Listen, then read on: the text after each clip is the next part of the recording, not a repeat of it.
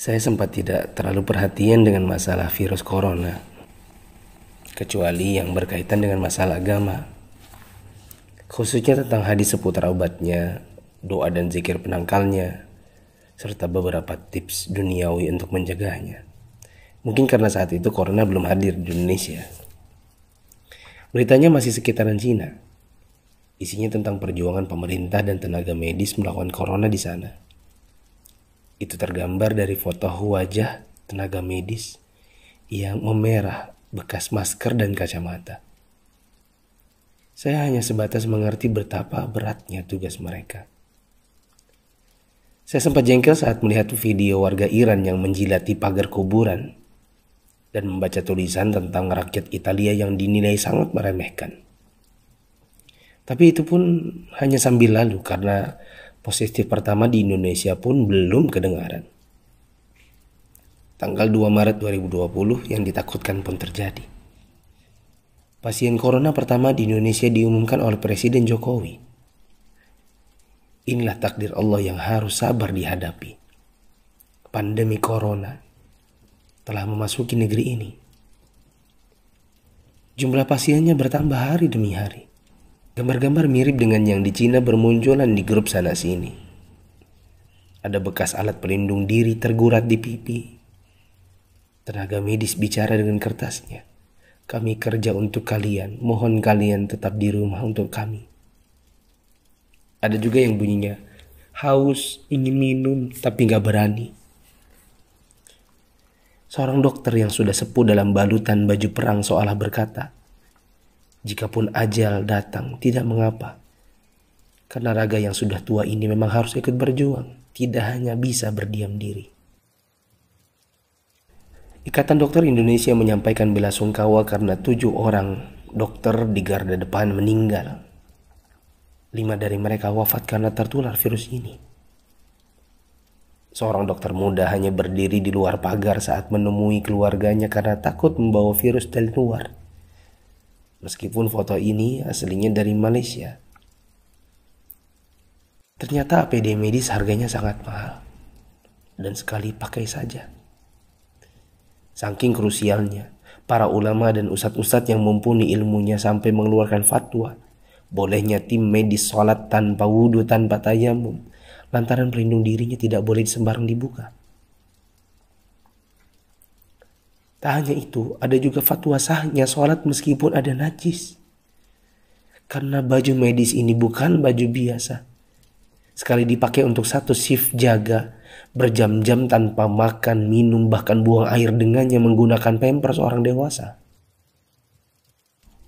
Bayangkan lagi jika dokter dan perawat wanitanya adalah ibu atau saudari kita yang sedang mengalami datang bulan.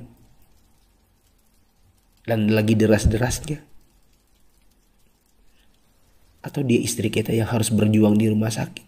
Sementara punya bayi yang juga harus disusui tapi tak bisa. Ada pun yang wafat. Mayatnya tidak bisa dimandikan. Bahkan tidak ditayamumkan seperti biasa.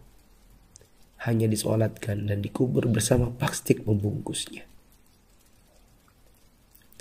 Melihat dan membaca berkali-kali, saya pun akhirnya bisa memahami dengan hati.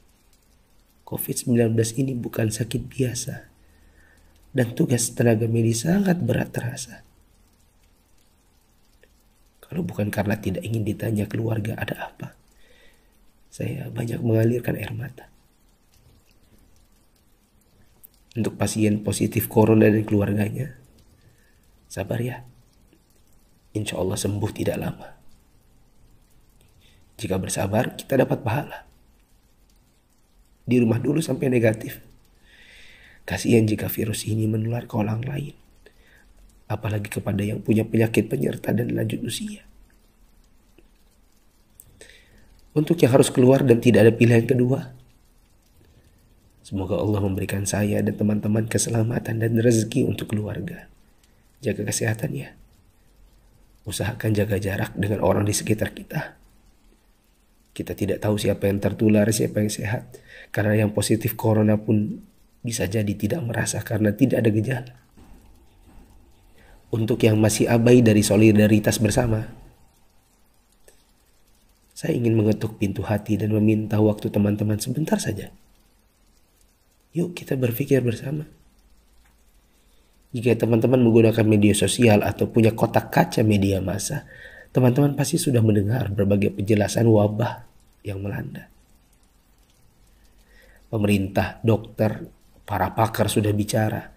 Dari wawancara hingga rekaman video HP sederhana. Para ahli statistika mengemukakan data dengan tabel, grafik, dan semua media yang mereka punya. Teman-teman pun tinggal ketik halo di WA COVID-19 dan bertanya dengan input satu huruf saja. Jika data itu jelimet untuk dibaca, mungkin teman-teman bisa nonton versi kartunnya. Semua tenaga sudah dikerahkan oleh berbagai kalangan untuk membuka mata hati kita. Jika tidak ada waktu untuk membaca, meme korek api pun sudah tersebar di mana-mana. Sampai-sampai ada yang berpikir, mungkin kalau simulasi penularan virus corona ini pakai video game, barulah anak muda yang meremehkan corona akan mengerti dan percaya. Mereka pun membuatkan potongan video gamenya. Artinya, jika usaha seperti ini masih belum menyadarkan kita, entah dengan cara apa lagi. Apakah tongkrongan kita butuh ditembaki dengan gas air mata baru kita mau meninggalkannya? Pemerintah tidak minta uang dari kita. Mereka hanya ingin kita mengikuti arahan mereka.